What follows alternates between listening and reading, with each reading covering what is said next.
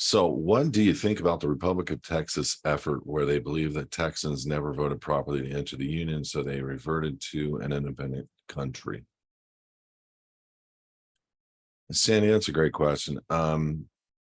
There's probably a lot of validity. I have not studied that specifically. There's probably a lot of validity to some of these conspiratorial claims, like the amendment where it was passed that an attorney could not, with a bar card, could not hold a political office position. That was passed, and then somehow eradicated.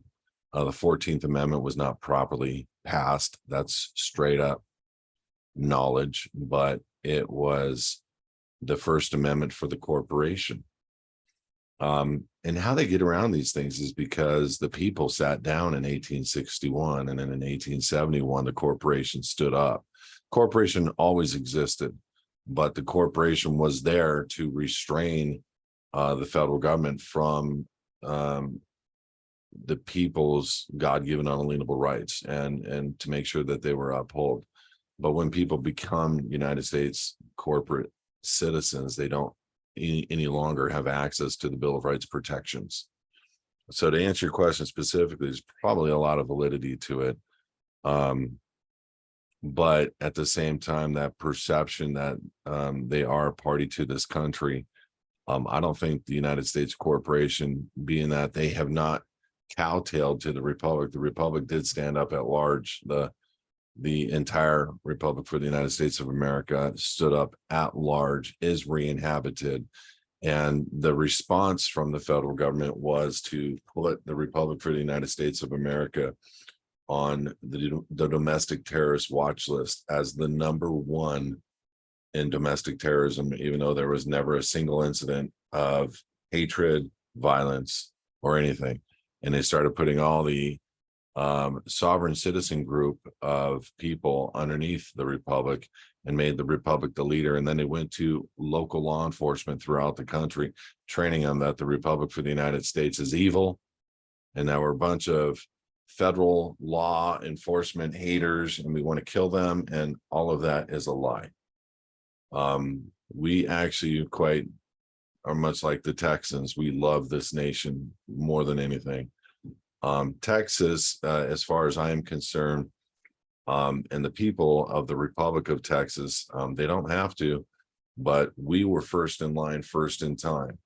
There was, I believe, a body of people from within Texas that came and met up with the Republic de jure in 2012 when we did re-inhabit the Republic. And that means we've accepted Texas as a part of the Republic. And that means Texas has an opportunity now to be a part of the protections of the Republic, which quite honestly are not very much right now. We believe that there's a lot of background and a lot of good going on in military that we don't see. We believe that there's things that are going to happen. I believe the Republic will be brought forward in the next year to 2 years.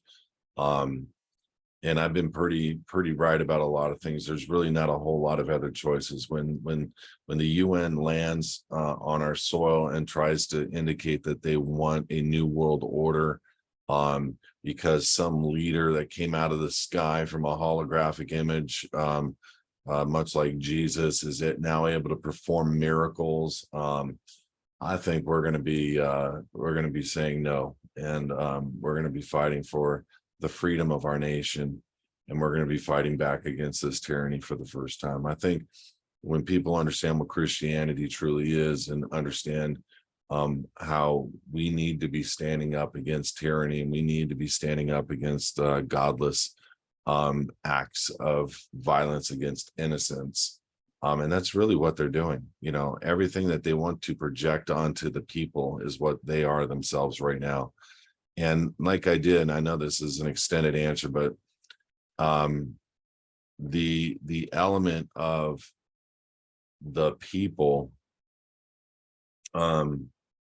starting to realize the tyranny levels in this nation, it's just, you know, starting with the laptop of Hunter Biden, him getting a slap on the hand, IRS charge and release, and he's at the White House hanging out with daddy that night, or whoever that guy is. I think we have a reality check because just like on my video that's airing tonight on YouTube at 6 p.m. It's a very short video, but I confirm that CNN is flat out lying. And all I had to do was use the government websites to confirm that there's 15 million pedophiles, 6 million active missing kids, 500,000 kids a year disappearing every year. And yes, it's not sensationalism, it's a fact, and it's posted right there on these people's websites. And there's a serious issue. Like that movie Sound of Freedom that just came out. It's like that group has only saved 1,000 kids.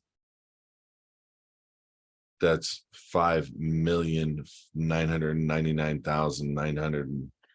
You understand what I'm saying? There's a lot of kids underground still missing that we need to be attacking. But going back to your question, I'd have to study that.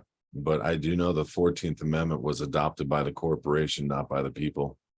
And I know that on house.gov, you can look at the Constitution. They bracketed out the first 10 amendments on the Bill of Rights.